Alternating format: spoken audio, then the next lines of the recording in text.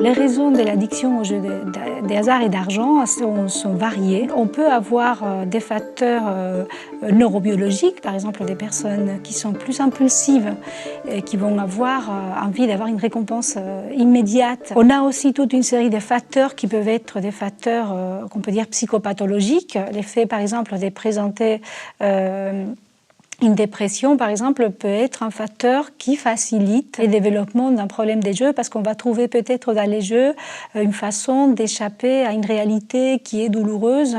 Moi, je suis issu d'une famille très pauvre. Mon père jouait beaucoup aussi et lui, à 2 reprises, il a touché 120 000 francs à l'époque et 40 000 euros aujourd'hui.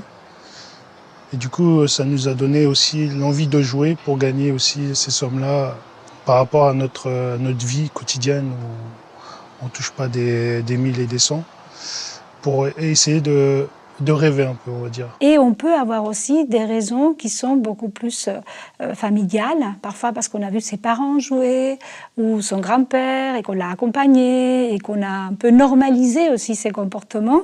Et il y a aussi des facteurs sociétaux. C'est-à-dire que dans les sociétés, quand il y a des crises, les personnes vont jouer plus parce qu'ils vont avoir envie de sortir de la crise et que les jeux peuvent être une façon qui est envisagée comme une façon rapide pour sortir de la crise. Mon rapport au jeu d'argent se limite au poker. Pourquoi le poker? Parce que c'est un jeu dans lequel j'estime avoir une sorte de pouvoir, en tout cas de potentiel. Pour moi, c'est pas exclusivement un jeu de hasard. Le jeu le plus régulier auquel je joue, c'est le poker. Le tiercé aussi vient en deuxième. Et quelquefois le loto, l'euro million, mais la somme est très, très minime. Il est évident que certains jeux sont plus addictifs que d'autres. Les jeux les moins addictifs, c'est ce qu'on peut appeler des jeux de rêve. C'est évident que l'euro million ou le loto sont des jeux très peu addictifs, parce que là, le vrai but du jeu, c'est de rêver. Les jeux qui vont être addictifs, c'est d'une part les jeux qui vont avoir une fréquence élevée, comme la machine à sous, où là, ça va être toutes les 10 secondes, ça peut être une fois par semaine.